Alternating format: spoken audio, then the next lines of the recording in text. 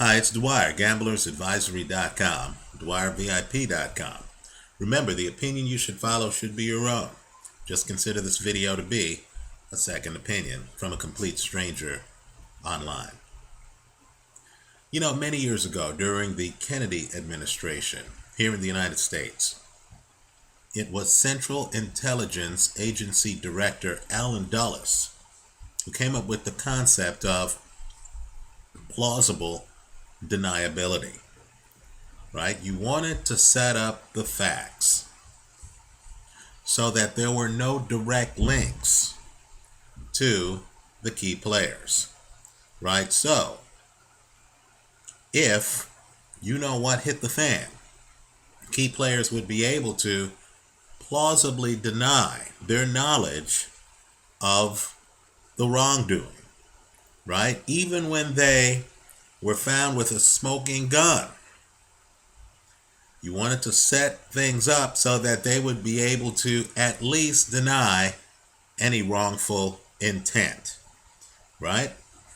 It's setting up systems so that the key players literally can claim innocence, can claim a lack of awareness, even while they, of course, are profiting from the ill-gotten gains or the bad system. Well, that concept now is permeating professional sports, right? Whether it's the NFL, whether it's boxing, it's all over, right? And what's going on now is you literally have athletes with their hands caught in the cookie jar or with records that have their names on them. People willing to testify about their association with them, right? Evidence that is hard to dispel.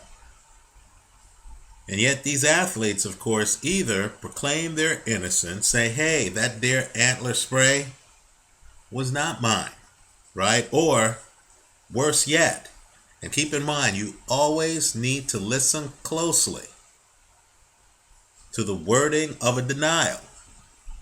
Worse yet, they'll say, that's stupid. That's crazy. That's idiotic. Keep in mind, none of those words dispute the allegation. None of those words amount to a real denial, right? Someone who says, in response to the question, did you rob the bank?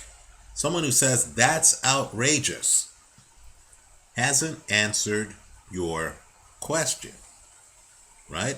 And so interestingly enough, with regard to the NFL, with regard to this Ray Lewis situation, I don't know what the real story is.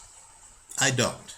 What I do know is that if you go online right now and you look up the organization that's supposed to have been involved in supplying Ray Lewis the deer antler spray, and if you look up the name of the guy who is claiming that he provided Ray Lewis with deer antler spray, you're actually going to see a video. And the video's dated.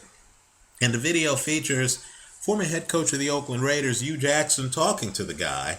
And of course, the guy says in the video, hey, you're the former head coach of the Raiders. You've supplied this substance to, and actually names Ray Lewis as one of the guys who are alleged to have gotten this deer antler spray. I don't know for a fact, but the video looks like it predates this latest scandal, right? And it's interesting because, of course, the name of the organization is something like, Success Without Steroids or something like that. Do the homework, Google it. Well, now in boxing, we have another situation. That lab, Biogenesis, that just got busted and that apparently, according to records, might have had some high-profile athletes as clients, right? We're hearing the names of some prominent baseball players. Apparently, and I'm not going to mention names here because There are defamation laws here in the United States, and I don't want to be too specific for legal reasons. But apparently the name of a prominent boxer has surfaced. Just Google Biogenesis boxer. The name should pop right up. And of course, this boxer is supposed to have been supplied a testosterone cream as well as other substances, human growth hormone type precursors, and things like that. Now, I guarantee you one thing, and keep in mind, in my other life, when I'm not here, ranting and raving online about sports, I'm actually an attorney at law in California. And I can tell you, from the attorney's perspective, when I talk with some clients, I don't know what the truth is. I know what's being sold to me. I know what's packaged. But I really don't know what the whole truth is, especially if I've been hired after the fact, right? Clients will also slowly change the facts of their stories as we go forward, right? And these clients always have clever ways of doing so. They'll say, oh, I thought I told you that I might have been in the room on that day. Or, I thought I told you that the valuation I gave you on the stock options didn't include post-separation appreciation, right? There are always some nuances. There are always some wrinkles. The point is, these athletes have set up systems, or their handlers, right? And keep in mind, they have managers, right? They have advisors. These athletes have set it up so that they have plausible deniability, right? The attorney spokesmen who are talking for these athletes with members of the media, their public relations arms, they don't know the whole story, right? The athlete is going to be deliberately vague and ambiguous. Or the athlete will set up a situation where they claim that they don't know what they took, that they trusted their doctor. Somewhere along the line, of course, nod and wink, this athlete traveled long distances to see this doctor who just happened to be in the business of distributing performance-enhancing substances and precursors or precursors, right?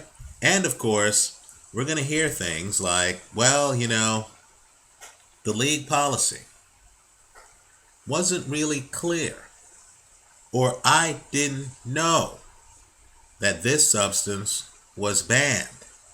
Or if the athlete chooses not even to address the allegation, we'll just hear that it's outrageous, it's outlandish, that idea is crazy, I don't want to talk about it.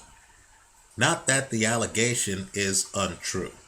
So all I can say is I encourage sports fans today to Google Biogenesis, Google the word boxer, see what name pops up, right? Of course, we're not going to ever find out what really happened, right? People are going to be quiet. This is going to be, quashed. If we're truly unlucky, we'll have an athlete tell us what Lance Armstrong told us for years. Not that they haven't taken performance-enhancing drugs, but that they've never tested positive for performance-enhancing drugs, right? Understand there is a difference between the two. Let me hear from you. Leave your comments for me here online. Visit us at gamblersadvisory.com and keepingitfree.blogspot.com. Thanks for stopping by.